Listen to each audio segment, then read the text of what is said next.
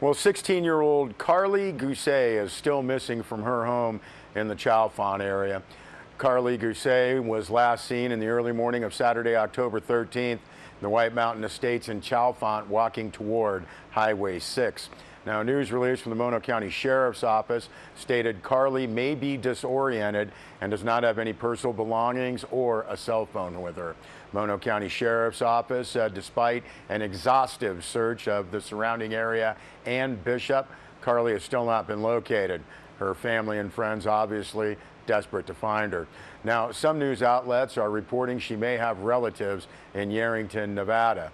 Searchers were out in force again today, searching the ground in a tight formation to try to track every inch of terrain. Helicopters also out again today, searching the area. There was an aerial search over the weekend before the helicopters were grounded due to high winds.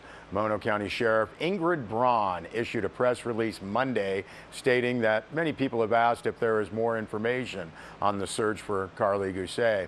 Now, other than a second confirmed sighting in the area of Highway 6 and White Mountain Estates on Saturday morning, the morning of her disappearance, no new information to report, said Sheriff Braun, who also noted the Mono County Sheriff's Office has deployed multiple resources, including helicopters, scent dogs, search and rescue teams, and off-road vehicles to thoroughly search the surrounding neighborhood and high desert terrain. Now, interviews of family and friends have been conducted, as well as a forensic investigation into her social media and electronic devices. The press release notes, despite every effort, Carly has still not been located. Now, if you have seen Carly or have any information regarding her whereabouts, you are urged to call the Mono County Sheriff's Office at 760-932-7549. You'll want to hit number 7. Carly Gousset, white female, 16 years old, 5'7", 110 pounds, dark blonde hair and blue eyes, possibly wearing a white t-shirt and gray sweatpants. And again, if you have any information, please contact Mono County Sheriff's Department. Well, the Sierra Club has intervened in a lawsuit brought by Mono County against the Los Angeles Department of Water and Power, challenging DWP's decision to drastically reduce vital irrigation waters it has for decades delivered to important wetlands, meadows, and rangelands in southern Mono County. Now, a press release from the Sierra Club states that LADWP's decision to dewater these lands abruptly changed 70 years of irrigation and management practices on 6,400 acres in Long Valley and Little Round Valley, so that increased amounts of water may be exported from the eastern Sierra to Los Angeles. That press release states the agency's decision was made in direct violation of a state law requiring a careful analysis of its environmental and related impacts. Now, the results of LADWP's devastating actions, the press release says, already clearly visible. Anyone traveling Highway 395 near Crowley Lake passes thousands of acres of once green wetland and meadow habitats that are now brown and dying. The drying landscape and the spread of flammable invasive weeds have increased the risk of wildfire, worrying both nearby communities as well as Mono County officials. Now, the Sierra Club and the press release notes a diverse array of Eastern Sierra environmental, recreation, agricultural organizations, and stakeholders have repeatedly expressed concerns about the impacts of LADWP's water reductions. Among them are significant threats to the bi-state sage grouse, California species of special concern, which relies on the wet meadows for successful brood rearing.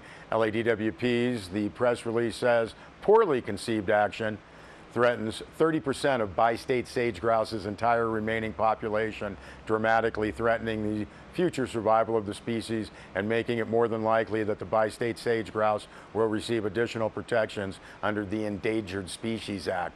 Now, Lynn Bolton, Sierra Club Range of Light Group Chair and Mono County resident, said, over and over, we've heard LADWP say they care about the environment and economy of the Eastern Sierra, but their actions say otherwise. This water grab threatens all our local interests: ranching, environmental, recreation, tourism, community welfare, and public safety. We will stand together to defend our water, our landscapes, our communities, and our livelihoods, end quote. And again, that was from Lynn Bolton of the Range of Light Group Sierra Club. That full press release is posted on our website, sierrawave.net.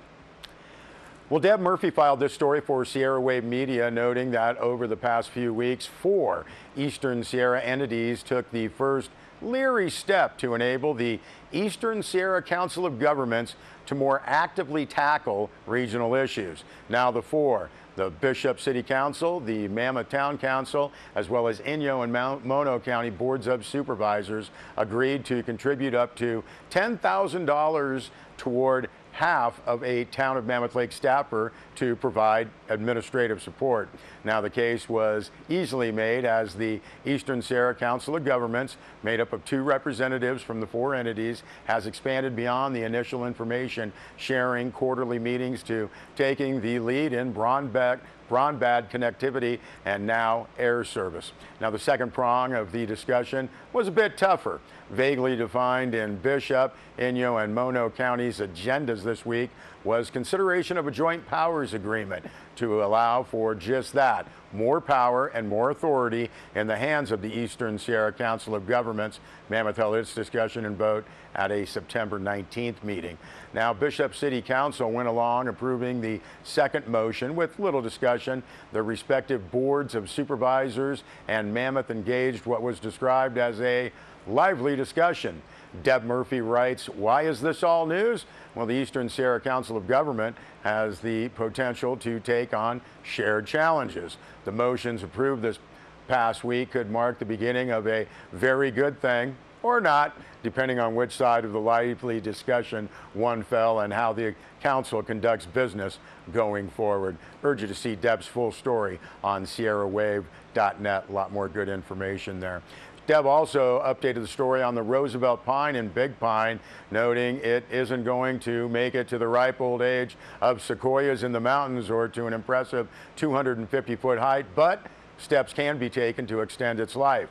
Now, that was the message delivered by Dustin Blakely, University of California farm advisor, at last Monday's Big Pine Civic Club meeting. It was not the news members wanted to hear, but enough motivation to take those steps. Now, unlike humans whose vital organs can be brought back to full function, trees don't heal damaged parts. And the 105-year-old sequoia that marks the north entrance to Big Pine has been stressed for a long time.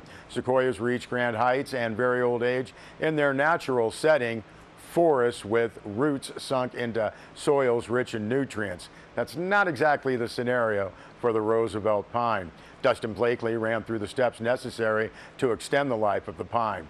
Ed Morse has been in contact with a tree preservation expert named David Fulgrim from Tupelo, Mississippi, and Fulgrim's procedure would aerate the soil, reducing the near concrete compaction and allowing roots to flourish and water to get to those roots. Since Big Pine can't afford for Fulgrim to tow his equipment cross country, Blakely said, we'll have to MacGyver it.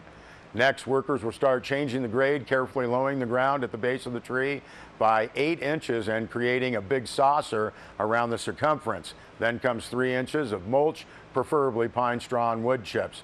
Now, the final step sounds tricky. The pine should be occasionally irrigated, but only when the zone around the tree is dry. Blakely stressed irrigation should not be done with sprinklers, but with a hose from the adjacent campground. The Big Pine Civic Club and community have a few months to get the work done. Blakely said the aerating, mulching, and grading should be done by this coming May. Well, the United States Environmental Protection Agency, the EPA, announced an agreement with the United States Forest Service to close 62 campground pit toilets considered to be large capacity cesspools. This is at 7 national forests across California. United States Forest Service, agency of the United States Department of Agriculture, will have until December 2020 to comply with the federal Safe Drinking Water Act's ban on large capacity cesspools. Those are known as LCC. United States Forest Service Pacific Southwest region disclosed that it can continued to use LCCs despite a 2005 ban under that Safe Drinking Water Act's underground injection control program. The agency will be closing again 62 pit toilets in 7 national forests across California, including the Inyo National Forest, as well as Angeles, El Dorado, Los Padres, Plumas, Sierra, and Tahoe National Forest. United States Forest Service has estimated the cost to close and remove the non-compliant systems and install new toilets is over $1.1 million. More information on the LLC, you can go to the website for the EPA, epa.gov. We'll be back with more news.